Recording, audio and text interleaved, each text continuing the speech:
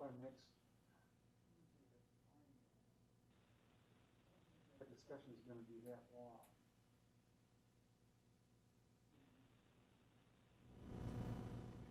We put the strategic plan update on there. Sure.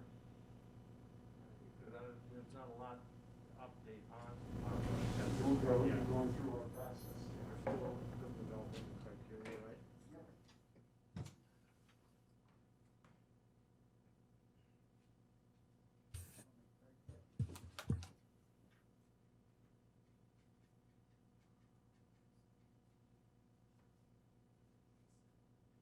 One of the things that Kevin called about was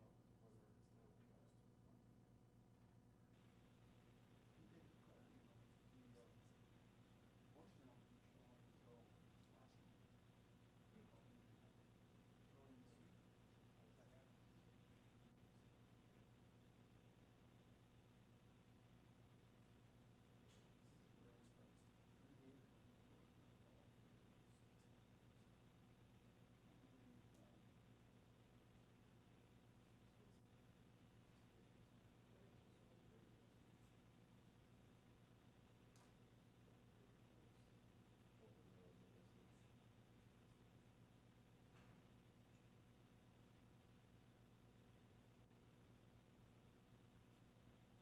Well, being 3 o'clock, I will call the Marathon County Executive Committee to order, please.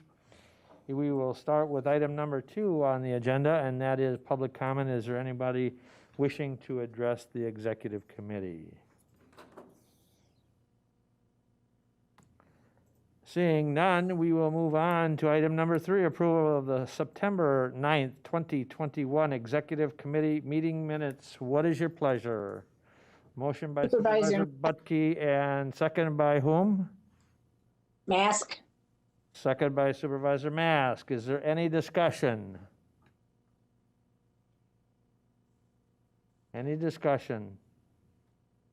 Seeing none, all those in favor of the motion of approving the September 9th, 2021 Executive Committee meeting minutes as printed in your packet signify by saying aye. Aye. Aye.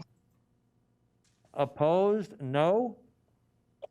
Motion carries and it is unanimous. Thank you. We'll move on to policy issue for discussion and possible action. Item number 4A, consideration whether to direct the administration to provide for continued recording and broadcasting of the standing committee meetings through the 2022 budget as it was called for in the April 15th, 2021 meeting. And I would ask that the administrator provide us a little bit of a background as far as the utilization that we have on the recordings and the viewings that is taking place. Sure, I'll be very brief, and actually I'll kick it to Tasha. Sorry to put you on the spot in just a little bit here to talk about the document in your packet, but you may recall that in accordance with, or in conjunction, I should say, with the county board's directive to provide for additional recordings of all of your standing committee meetings by the Wausau Access Media entity and publish those on not only YouTube but also on the existing site for those to be viewed. The county board also asked for, the executive committee asked for a presentation relative to utilization at this meeting to provide the direction that you've referenced, Mr. Chair, for continuing the practice or discontinuing it. So there is a document in your packet, and Tasha can give a little bit of information relative to how we came up with the information in the packet, but it seeks to give you that information relative to utilization. Thank you, Administrator Leonard. In your packet, you will see some costs each month, May through September, for the standing committees, and then on the left, you will see the actual views of each committee date. If anybody has any questions, please let me know. Mr. Chair, could we see the packet online? We can't see it. Sure, we'll put that. We'll have that put up. So, in essence, the meetings, the committee meetings, including HR, diversity affairs, environmental resources, extension, Health and Human Services, HR Finance, Infrastructure, Public Safety. There has been a total of 3,989 views of those meetings since they were made available for all of those. And each of those meetings you can see on, it's rather small, but each of those meetings you can see directly across from the meeting itself and the date that that meeting occurred, how many views those meetings have had. The cost, the increase is, so I guess the one question I do have is the $6,534 estimated cost, the increase over the county board meetings cost?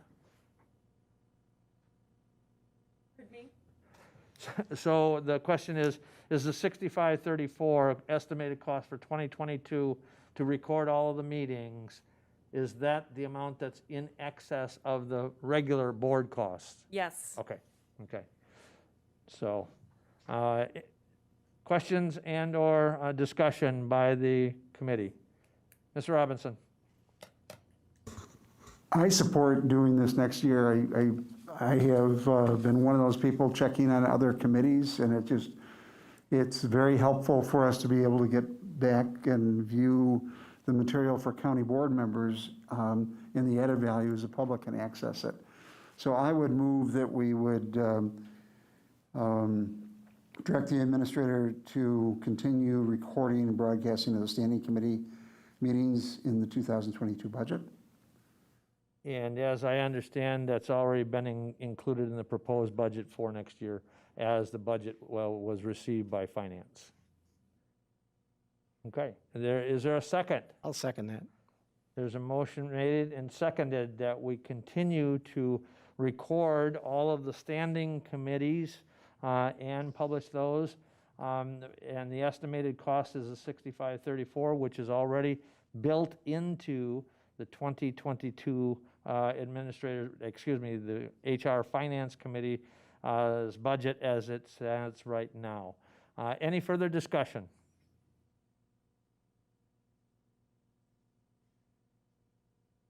Any further discussion?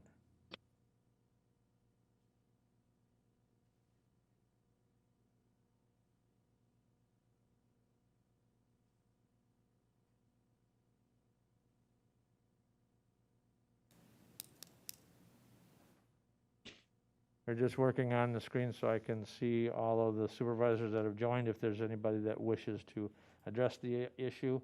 If not, we will proceed to vote. The motion is to approve the continued video recordings of all of the standing committees for 2022 that has an estimated cost of $6,534 and is included in the 2022 budget that is now at HR Finance. All those in favor of that motion signify by saying aye.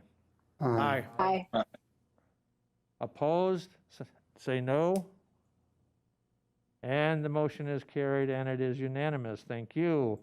We will move on to item number 4B, county board salaries. And I would ask for either Corp Counsel and or the administrator to explain the current rule that was approved by the board at the April 2020 meeting, in our organizational meeting, because it might be a little bit different than what everybody is understanding. Sure. Thank you, Mr. Chair. I'll start, and Mike will certainly correct any misstatements I make. So you have a great many documents in your packet relative to the process that the county board has historically used relative to salaries. And the thing I want to clarify is where you're beginning as a default. And that clarification, if you do look at the existing ordinances for Marathon County that were approved specifically, Chapter 2, Section 2, Rule 20 was approved as part of the organizational meeting of this board. That rule retains the 3% default as opposed to, excuse me, it's Rule 19, I'm sorry. Rule 19, as it exists at this point, retains the 3% annual increase language that is within the information within your packet, as opposed to the amendment that took place last term to provide for a 0% increase. And that happened again in accordance with the Rules Review Committee. The final slate of rules simply had the 3% default in there. So that's where you're beginning. If you wish to take action to modify it, we can do that. That would require a 2/3 vote to amend the ordinance, as I understand it, and Corp Counsel is giving me the affirmative nod. But that's the background. Again, I know there's a lot of information in your packet, and Mr. Chair, if there's any other information, happy to add it. Thank you. Like I said, I was clearly under the assumption that the amendment, ordinance 025-19, which I thought amended it to a 0% increase without board action, was what we would be working from, but that's not what was approved in the organizational meeting. So we are back to the default of a 3% increase for the supervisors' salaries, starting with the new election. And again, this is a requirement that this salary, if we are going to change it, must be set prior to December 1st, when people are allowed to take out nomination papers. They must know what the potential salary is for the position that they're taking out nomination papers for. So what is the will of the committee, and further discussion? Mr. Chair, this is McEwen. Vice Chair McEwen, go ahead. Thank you. I guess I'm a little confused too. I know the 3% automatic annual increase has been in there since I've been on the board. Have we not every year acted at the annual meeting to not take that, or is that what we did the last several years? No, what happened is when did ordinance 025-19 get passed? 19. In the fall of 2019, ordinance 025-19, which really said, no, we don't want a 2% increase for the term 20 through 2020, well, April of 2020 through April of 2022, there was a 0% increase for supervisors' salaries. So there was a 0% increase that was awarded to supervisors for 2021 and April 2020 through April 2022. There was a 0% increase. What we have, though, is we have the actual board rules that was adopted in April of 2020 that defaulted back to what we had prior. So we had a default of 3% increase.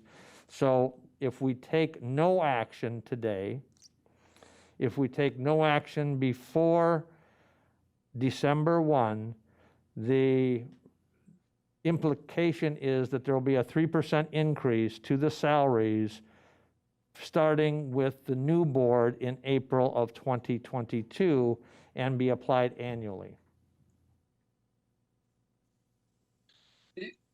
Okay, just a follow up on that. Go So ahead. if we don't take any action as far as changing that 3%, and in April of 2022, that board can't change that and say we're not going to take that? That is correct.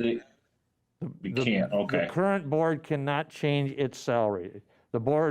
This board cannot change its salary. It has to be Okay. set prior to taking office.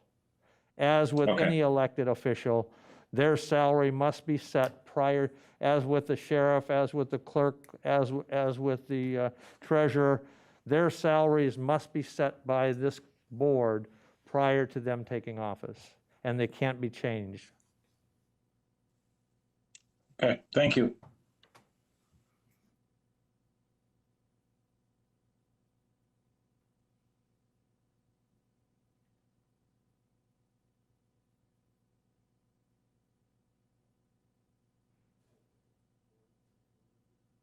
Supervisor Boots, Supervisor Boots, go ahead.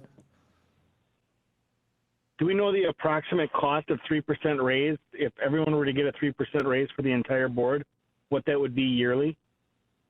Reason I'm asking is, couldn't we use that money to offset if we went to a 0% raise? Couldn't we use that money for the televising all these extra meetings that we just talked about for $6,500? That's why I'm asking. Well, yeah, I mean, we clearly, well, I'll first find out what the 3% cost is, cost. It currently, and I checked with the, with finance department and our finance director, currently the $60-some hundred is in the budget, so it's already in the proposed budget. And the proposed budget does have a 2-point-some% already increase calculated in the proposed budget that HR Finance has. But what is the 3% estimated equal to?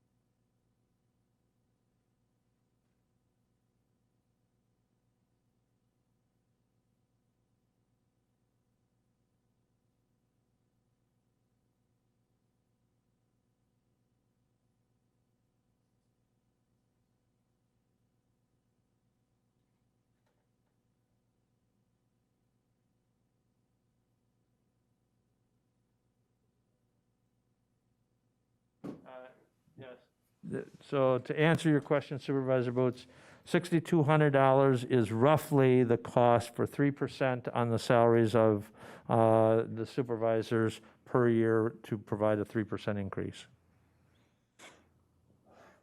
All right, with that said, I guess with having most of these where we can, you know, as we're doing today, call in or we can do it online or whatever. And let's be honest, we're not running as much around a lot of supervisors, and I say we stay and make a motion to stay at 0% or go to a 0% instead of a 3%. Okay, there's a motion that we leave or we would propose a 0% increase for the supervisors' salaries for the term I'm assuming you're talking 2022 and 2023? Correct. Okay. Is there a second? Leahy will second. Supervisor Leahy will second. Okay, further discussion. Supervisor Robinson. My workload hasn't gone down the last 2 years at all, and I think that others, in terms of the context of your emails, phone calls, and other things, I doubt that your constituent contacts have gone down. We didn't do this 2 years ago because of the concerns over the tight budget. I think there's capacity now. I don't think you want to continue to give yourself 0% and devalue the work that you do, because it is important work. And I think that the 3% is in line with what we're doing with our other employees, and I would oppose the motion at 0%. Other This is discussion? Supervisor Mask. Supervisor Mask, go Super- ahead. Thank you. I agree with John. That's all I'm going to say. I'm not going to beleaguer it because he says it better than I do. Other discussion? This is Supervisor McEwen. Supervisor Vice Chair McCune, go ahead. Thank you. I understand why we did it last term. However, and I know what Supervisor Boots was referring to as far as not coming into meetings, but I agree with Supervisor Robinson as far as the preparation and the stuff that you do, even if you're doing it on WebEx. The time has not really been decreased. So I believe that continuing to not get a pay raise for the supervisors is not fair to the supervisors, as the same thing with the employees getting it. So I would oppose the 0% also. Thank you. Other discussion?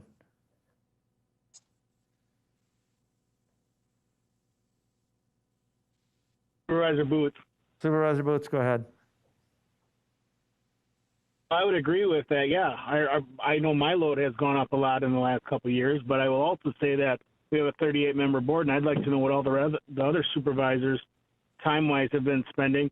I know that a lot of people on this executive committee spend a lot of hours, and the chairs of committees and things like that.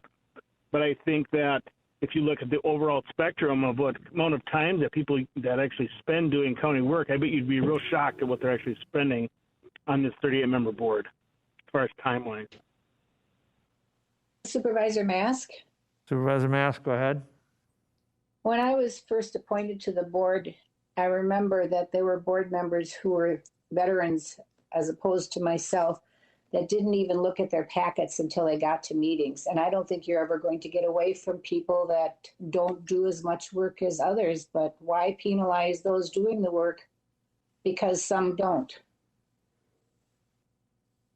The only question then, and because you're one of the things, and I think what Supervisor Boots is getting at is the amount of workload and the equity as far as the workload amongst the supervisors.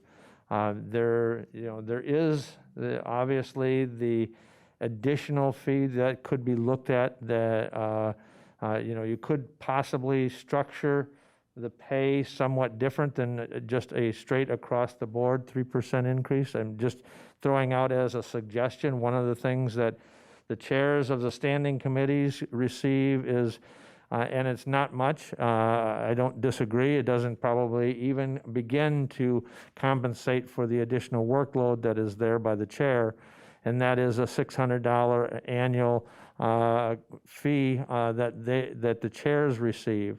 So if you wanted to look at something other than just a 3% across the board increase, you could look at the increases that is provided to the chairs, possibly the vice chairs, and of your executive committee. I don't know that you're ever going to find a perfect system. I have had discussions with multiple counties on a compensation and equity position as far as fairness in let's face it, nobody does this job for the money.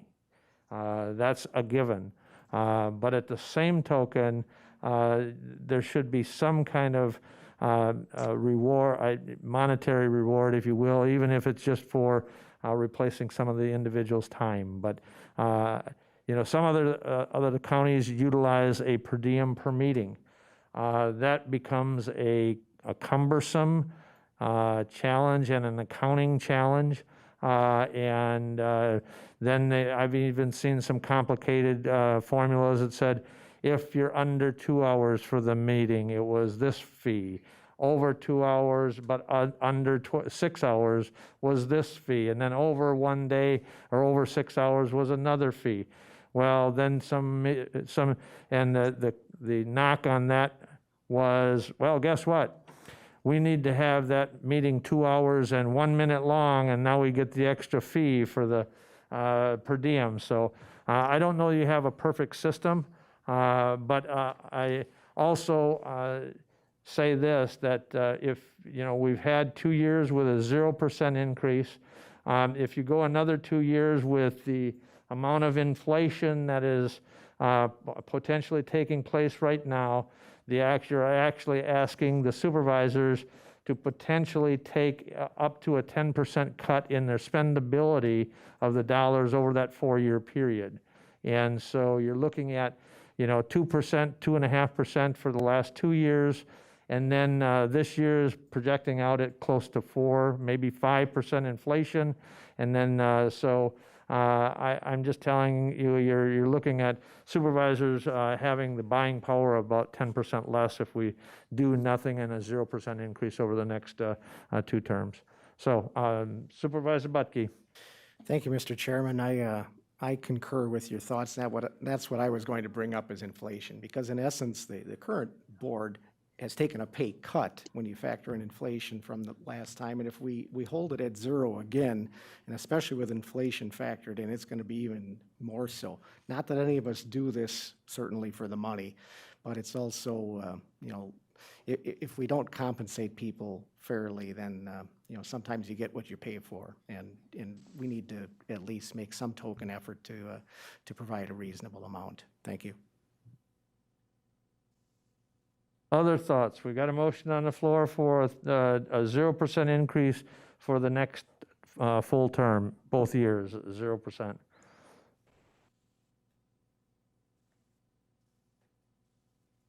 Other discussion? Supervisor Booth, Supervisor Boots, go ahead.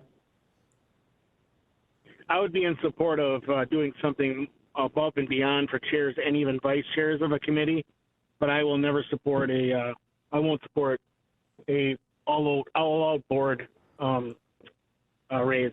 So thank you. Okay. Any other discussion?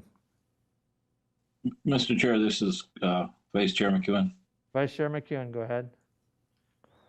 I hate to make the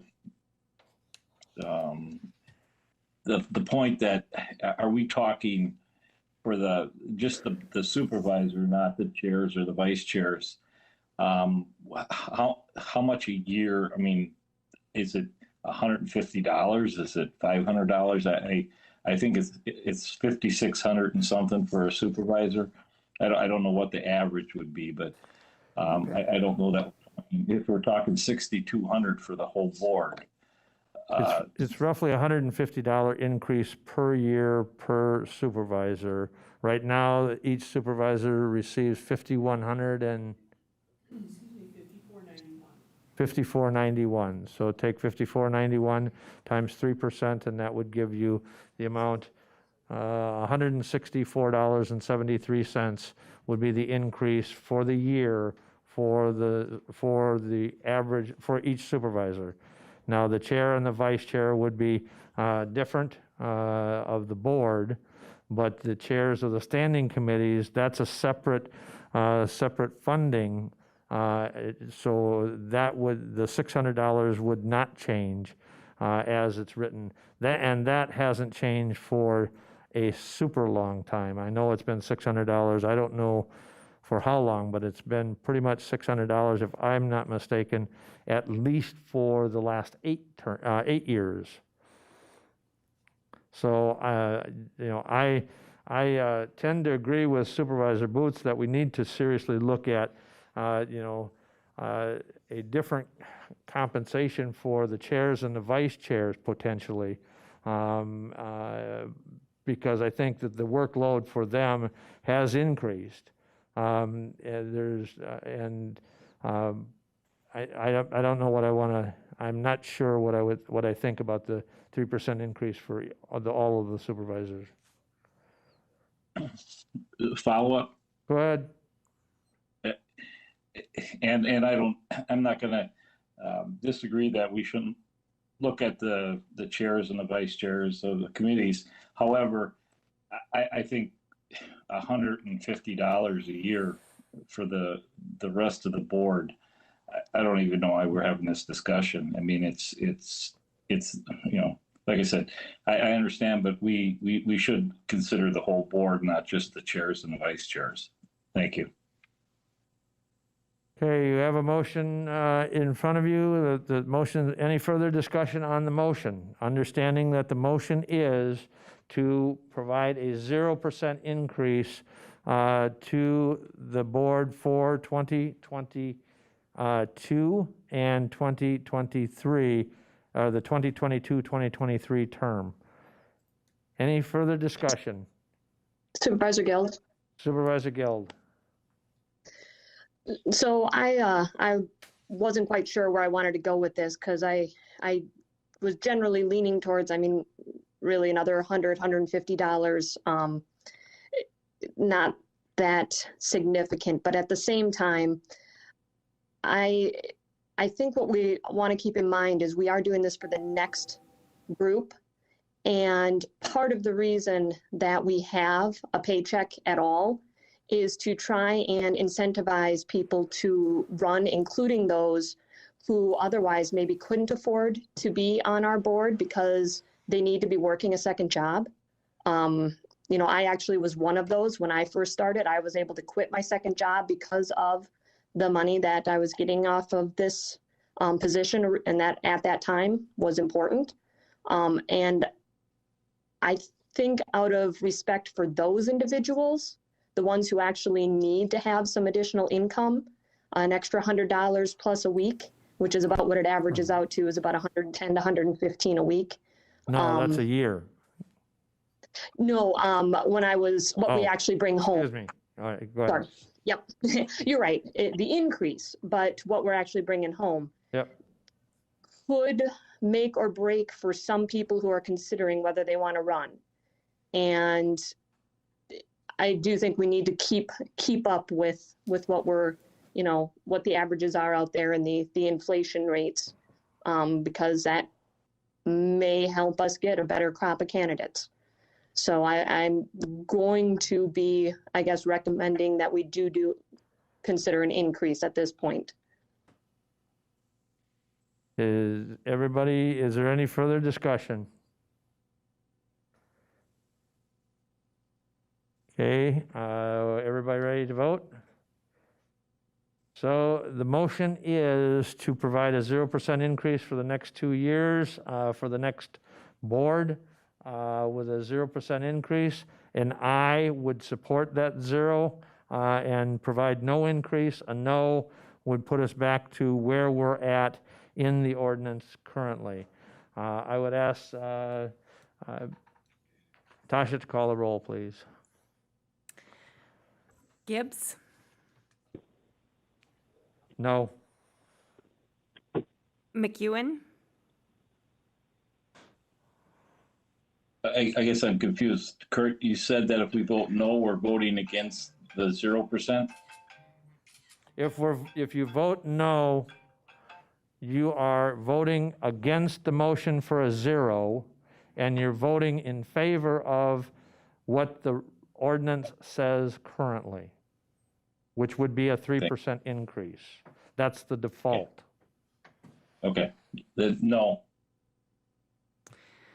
Boots, I Bootke, No. Guild,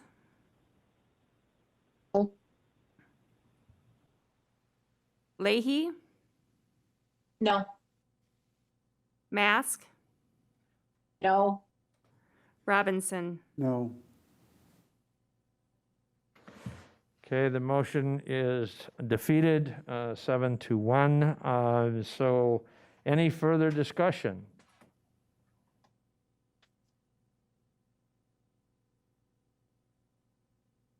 Any further discussion?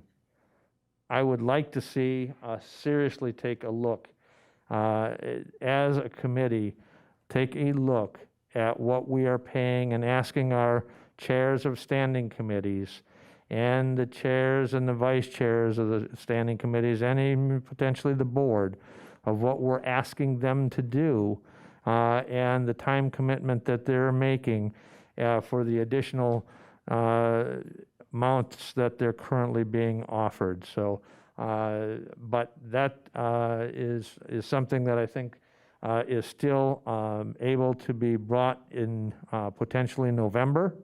But I would, I guess I would like to have some input from this committee as to what their thought is, because I don't, seeing how we haven't adjusted that for literally, and we can get the actual time frame when that was changed, but it's been a significant long time, and I know the workload of the chairs and the vice chairs have not gone down, in fact, have gone up.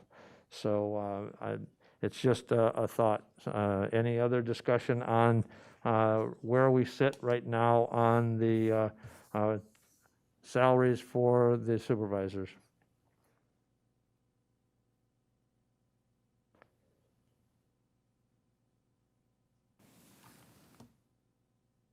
Okay, seeing none, then we will move to the next agenda item, because the default is, according to the rules, as the rules will be offered, is a 3% increase. Now, the full board, just so everybody can clearly understand, the full board at its organizational meeting can turn down that increase, correct? Individual. So you're asking if at the beginning of the next session, the board can turn down The 3% increase. 3% increase. I don't believe the board can vote to lower its own salary, but hold off on that and I will I review the didn't law. mean to put you on the spot. Okay. Supervisor Robinson? Is the question, could individual members not take the 3%?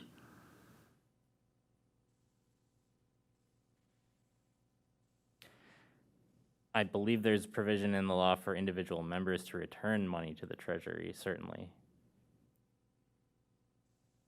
I don't believe the board itself can vote to reduce its own salary, but I'm looking at that.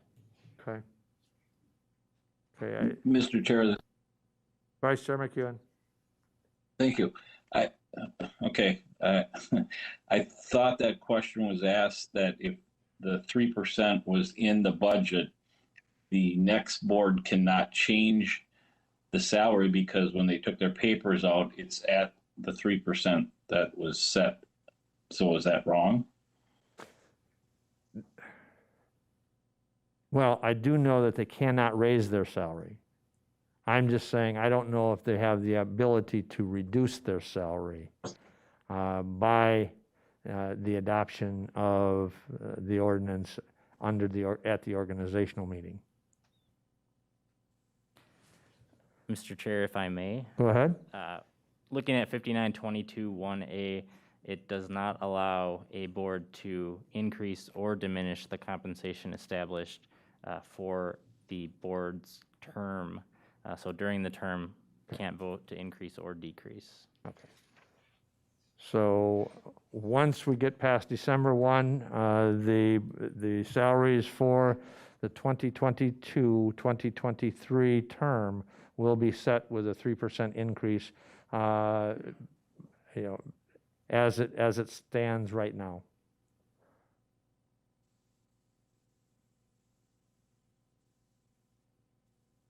So any other discussion on that agenda item?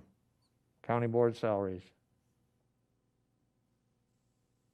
Okay, seeing none, we'll move on to legal review of the Marathon County Code of Ordinances by outside entity. I put this on the agenda item. It came to my attention and was discussed somewhat as far as whether or not we want to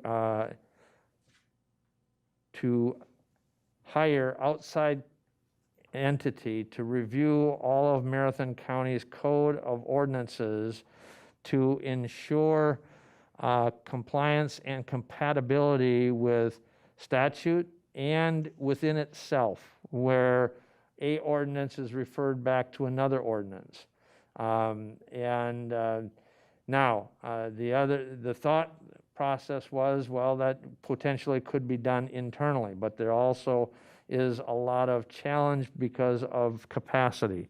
So, and I did not want to make that decision myself, so I wanted to bring it to this committee for its recommendation as to whether or not, and there is value, I think there's value there, but also just because we have outside counsel ensure compatibility does not diminish the need for potential additional work on some of the ordinances. So I guess I would defer to the clerk and/or administration to give their perspective of the proposal that was provided to us.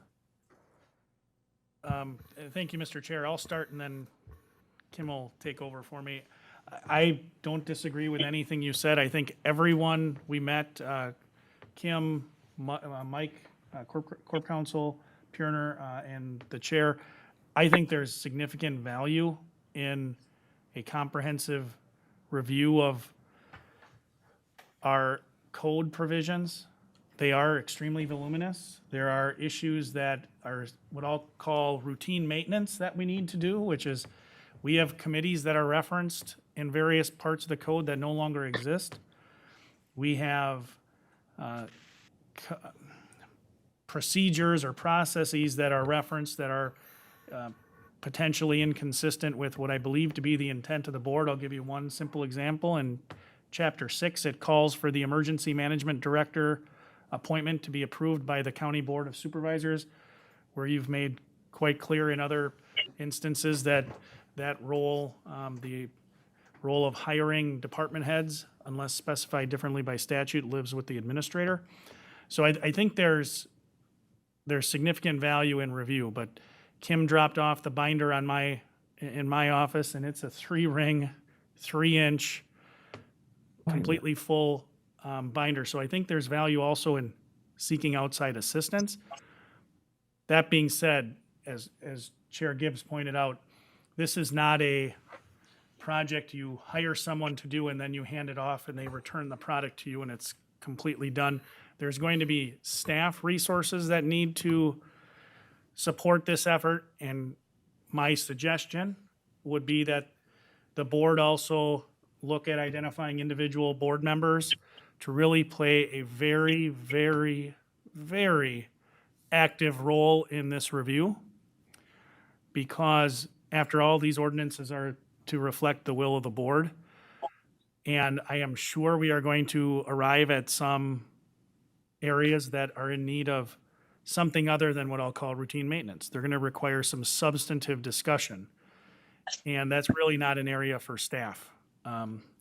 That's an area for the board. So thank you for the opportunity, Chair Gibbs. I don't know, Kim, if you had anything else to offer on that quote that you were able to get.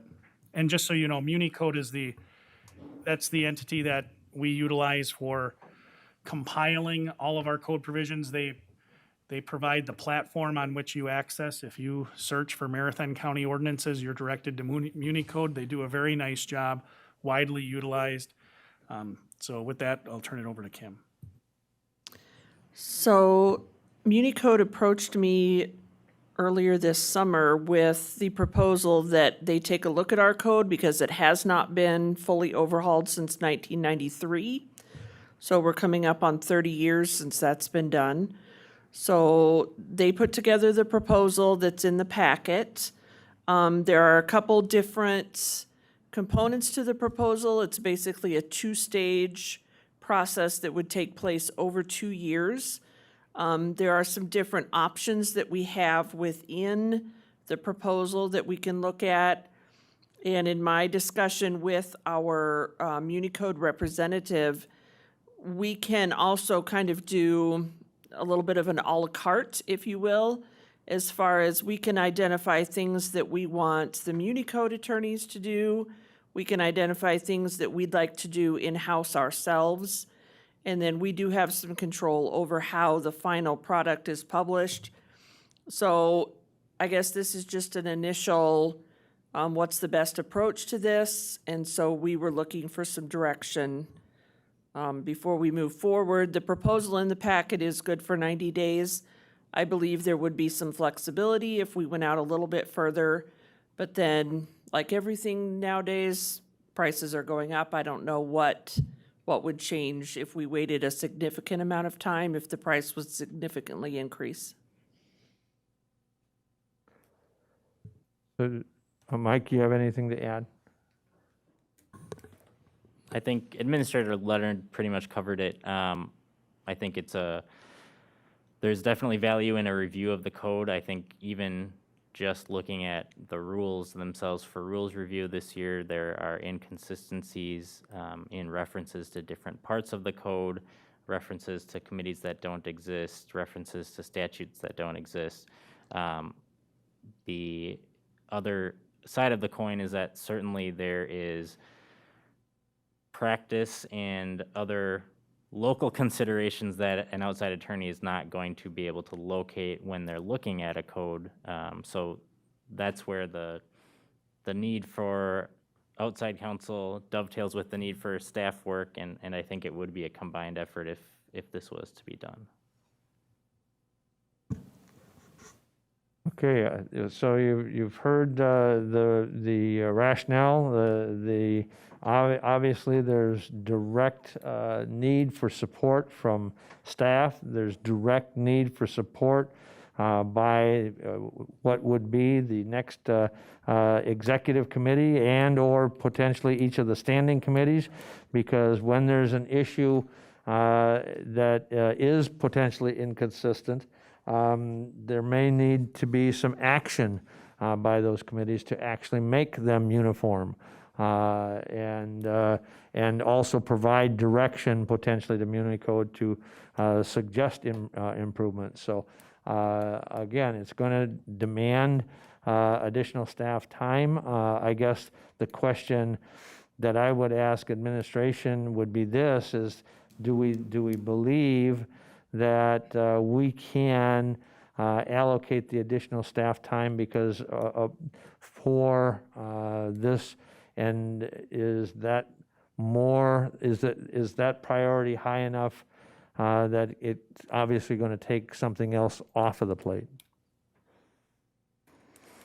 Well, I certainly think your latter point is well taken. I mean, if we do this, it is going to be a considerable amount of work. There will be other things that will have to perhaps wait. But like Corp Counsel Purner referenced, we're already doing this piecemeal. I feel like I'm a broken record with some of my presentations. We talk about employee compensation in my presentation on the budget, that we really needed to take a comprehensive look at employee compensation and have a class comp study done, because we were dealing with these instances as they were brought to our attention. I'll give you an example. Kim brought up this, the last time this was a comprehensive overhaul was done, it was in the 1990s. We're cleaning up our procurement code.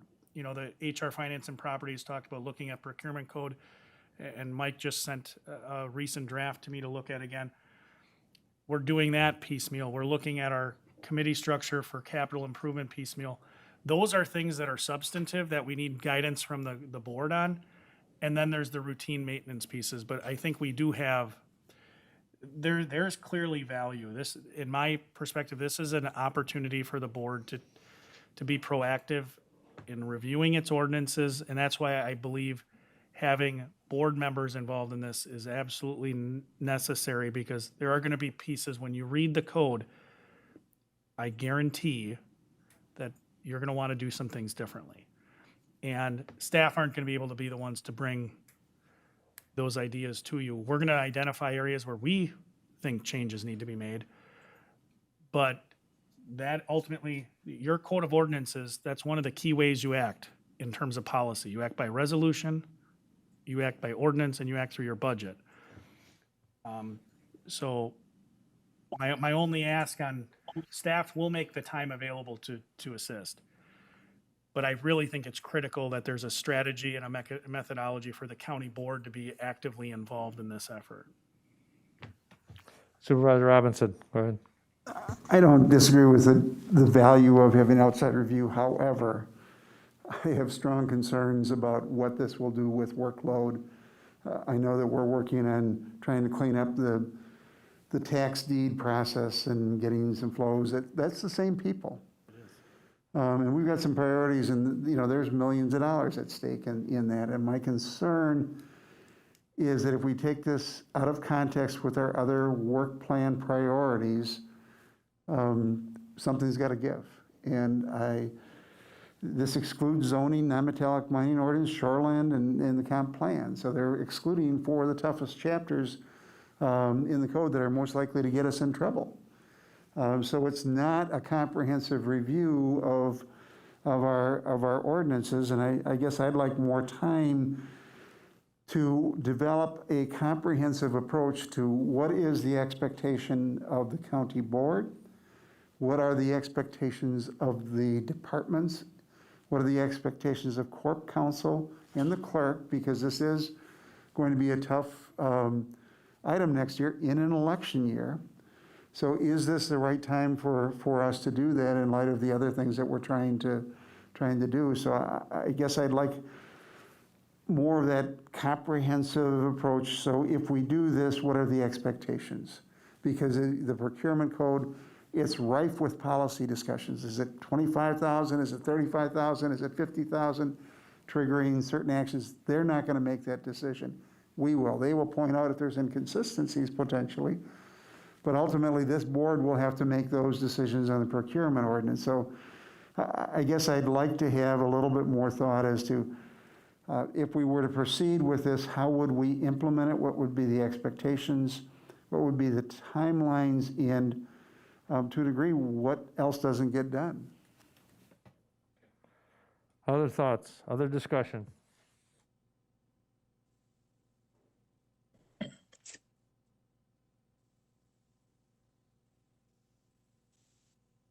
I think if I hear you correct, you're looking for, one, a potential timeline and the expectations of the outcomes and the potential requirements of participation and what time allocation that participation is going to need, and whether or not we would potentially even create a task force from the board to support this so that they can identify areas that would be brought back to potentially standing committees and then full board for action. All right, I can work with administration and try to come up with some additional answers to those questions. Any other discussion? Okay, seeing none, we'll move on to the next item, and that is, get over here, a resolution in opposition of a proposed legislation, the use of ARPA for housing. So we have that passed the House, the Assembly yesterday, Assembly Bill 605 that directs Marathon County, in essence, it directs municipalities to utilize some of the ARPA funds for housing development, worker housing development. And so this resolution that you see before you was presented at a different county. There was some input from WCA, but it's directing effectively Marathon County in this case, or could be directing Marathon County to use the lesser of up to $1 million or 10% of the ARPA funding. Well, 10% of the ARPA funding is going to be effectively $2.6 million in total, versus, or the lesser is $1 million, so it would be potentially directing $1 million of our ARPA funding to be utilized for workforce housing infrastructure and/or workforce housing. So as it's spelled out in this resolution, we're potentially opposing that bill and directing and saying that Marathon County is in a better position to understand the need and where it spends those ARPA funds. So that's really kind of the background. As I don't, and some people may have one version of the resolution versus the resolution that was just updated in the packet.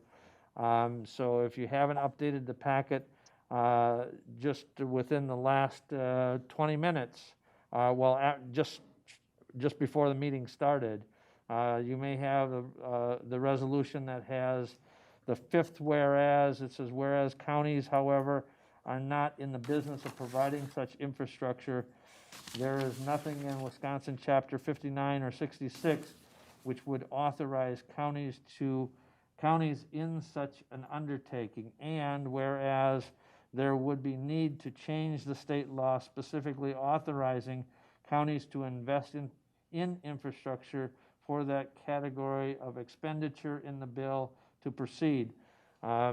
Those two whereases in the recommendation that I'm going to make is to not include those two whereases.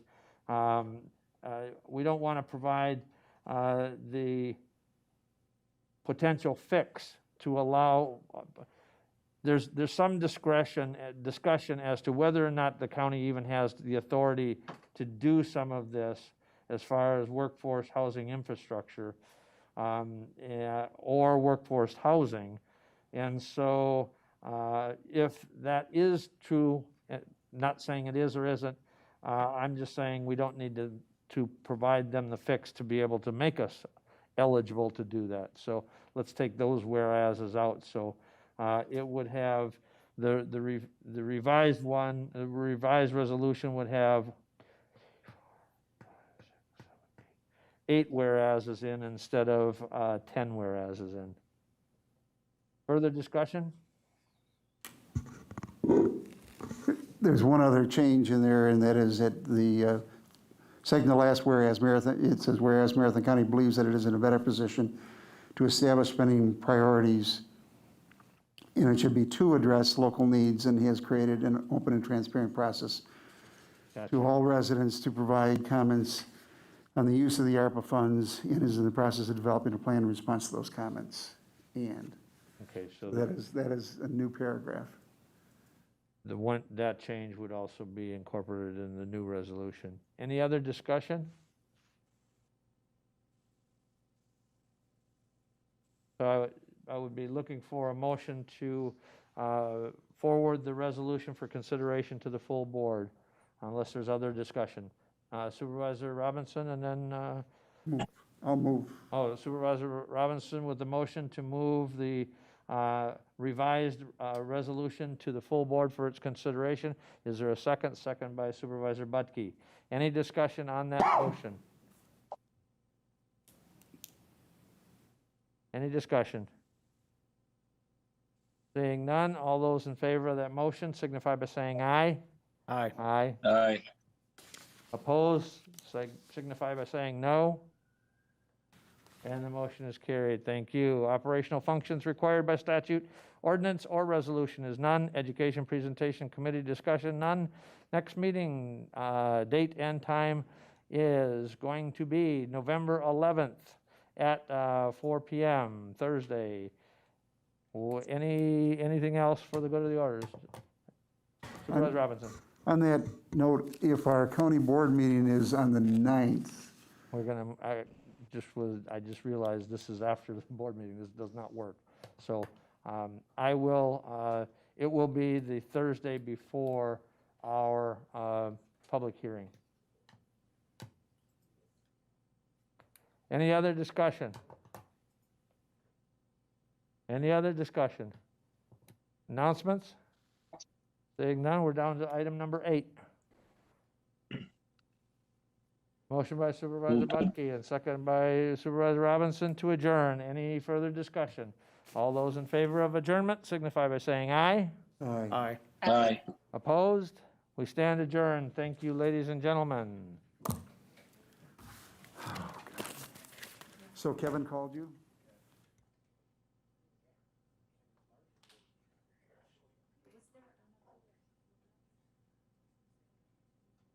About the community center? Tim, is that about the community center? I don't know if you've been made aware, but they were initially